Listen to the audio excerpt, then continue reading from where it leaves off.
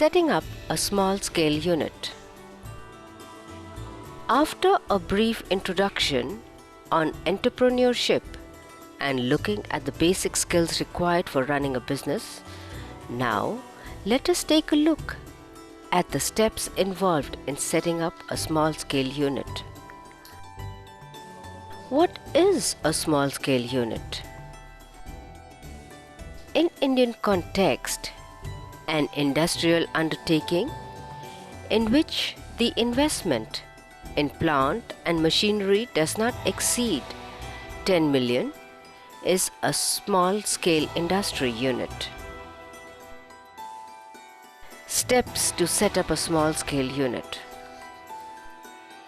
The various steps involved in setting up a small-scale unit are listed as project selection, technology and machinery, preparation of project report, arranging finance, unit development, getting 3 M's right, that is men, machinery and material, SSI, that is small scale industries, registration if required, approvals, clearances. Now, let us gain an understanding of each of the above mentioned steps. Project selection. Project selection begins with an idea. The overriding reason for anyone to think of establishing a SSI unit can be summarized in one word: opportunity. Opportunity to provide a product or service which can generate sufficient surplus. However, a number of questions must be answered and the various checks and balances need to be addressed for the project selection. Some of the more important ones are listed below. Does the idea fire up your motivation? Is it a viable business proposition in your area? Does it match the needs of your clientele? Check it out with basic market research. Test it out at marketplace. Consult with the experts. Look out for competition in the field. Is it a sunrise industry? Your business opportunity? Project conceptualization. Once the ideas are screened and a viable business opportunity emerges, the project has to be conceptualized in all its dimensions. The 4 P's of project conceptions are product, shape, size and nature, process, technology to produce the product, place, location of plant, partner, technological or financial collaborator. In the project conceptualization stage, while making a product choice, the following factors need to be considered: product line, depth, width, packaging, branding. Some other factors that one should consider while finalizing the product choice are ease of availability of raw material, process technology, accessibility to the market, incentive and support from government. Market information is also important for product selection. Once the product is finalized, choices of process technology emerge. Technology and machinery. While checking out on the process technology, the following things need to be considered with utmost care. Whether process requires very high level of skilled workers or complex machines. Whether process requires large quantities of water or power. Whether any process or product patent needs to be honored while utilizing the selected process technology. any special pollution or environmental regulations. Finally, the appropriateness of the Indian environment and conditions. One of the major deficiencies in small industry scenario is the prevalence of outdated production and management methods hindering the efficient operation of small-scale units. It is observed that the most important reason for the reluctance of the small industries to install modern machinery and equipment is the lack of investable funds.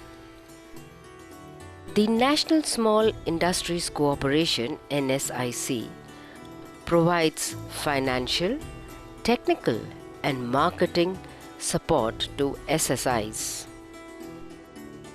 Now the place and right partner have to be selected and project report has to be prepared.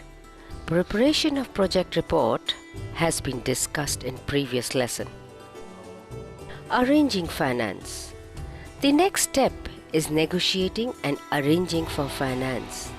This aspect has been discussed in detail in lesson 11. Unit development. After deciding the issues of product and process, the next important question is where to set up the unit. For many small units, home is perhaps the best starting point provided the building laws permit it. Setting up an establishment requires negotiating a favorable plot or shed, purchase, organizing for proper construction of building, design of interiors, and finding good deals for equipment and machinery. Once an industrial plot for the unit is secured, then the next job is that the finding of suitable architect. Design of factory building has to be according to the type of industry and should have an appropriate plant layout. An architect's estimate of building construction is essential for loan applications. Further, architect's certificate for money spent on building is needed for disbursement of loan. Among the utilities of prime importance are power and water. In many cases, getting power connection causes delay in setting up a plant.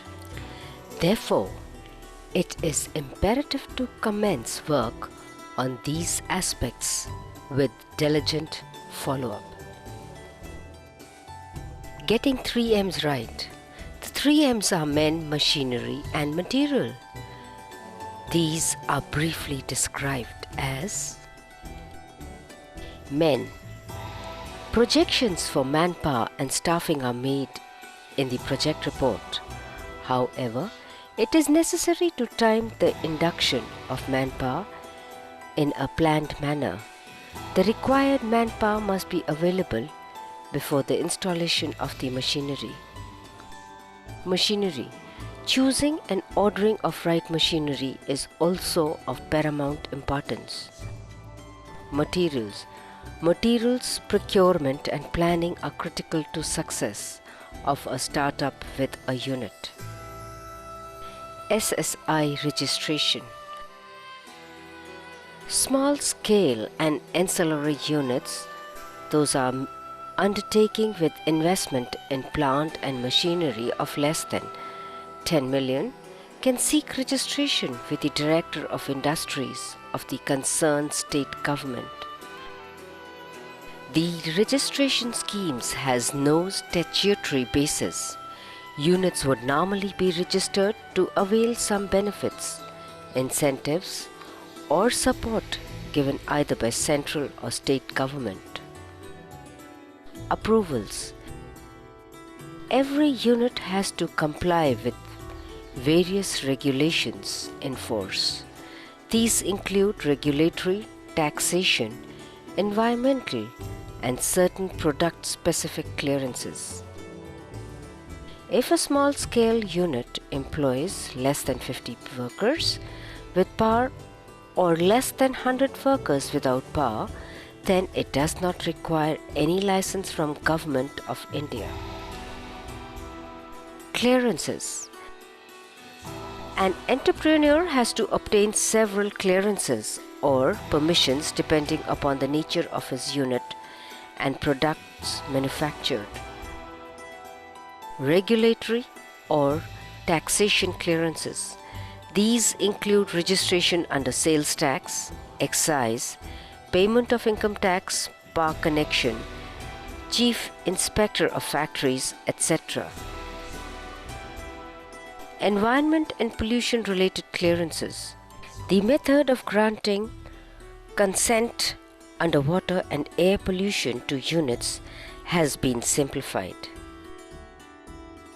Except for 17 critical polluting sectors including dye and dye intermediaries, in all other cases units will merely have to file an application and obtain an acknowledgement which will serve the purpose of consent.